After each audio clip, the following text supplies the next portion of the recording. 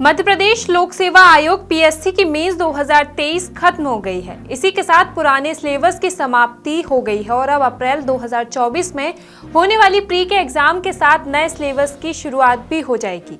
लेकिन जनवरी 2024 में आयोग नया सिलेबस सामने लाया था। इसी में तय हो गया कि अब यदि मध्य प्रदेश में अधिकारी बनना है तो फिर यहाँ की ट्राइबल सोसाइटी को बेहतर तरीके से समझना होगा। चाहे पीएससी प्री हो या मेंस का सिलेबस, सभी में जनजातीय समाज यानी कि ट्राइबल सोसाइटी को बहुत ज्यादा महत्व दिया गया है। ये केंद्र मध्य प्रदेश की राजनीति में जनजातीय समाज के बढ़ते महत्व को भी बताता है। वहीं बीजेपी सरकार का मैदान के साथ सिलेबस तक हर ओर इस समाज पर अधिक जोर है।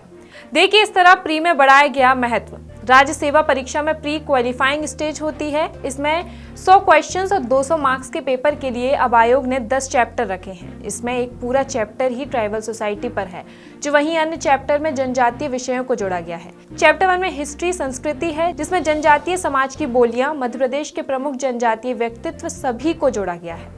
इसी तरह 10वां चैप्टर पूरी तरह से आदिवासी समाज पर है और इसका सब्जेक्ट ही मध्य प्रदेश की जनजातीय विरासत, लोक संस्कृति, लोक साहित्य है। इसमें उनके geographical coverage, constitutional provisions, special tribes, बोली, लिटरेरी फ्रीडम मूवमेंट में भूमिका, लोक संस्कृति यानी फोक कल्चर और लिटरेचर सब कुछ शामिल है।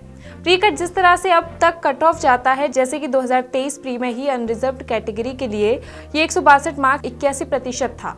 उसमें ये साफ है कि बिना इस वर्क को समझे प्री पास करना मुश्किल है। यही नहीं, मेंस की बात करें तो इसके सिलेबस में जनजातीय समाज को अहम स्थान दिया गया है। पहले प्रश्न पत्र हिस्ट्री और ज्योग्राफी में मध्य प्रदेश के जनजातीय नायकों के संघर्ष और इतिहास का अलग पूरा चैप्टर रखा गया है। एमपीपीएससी द्वारा प्रदेश के 21% जनसंख्या को विशेष ध्यान में रखते हुए सिलेबस को बनाया गया है।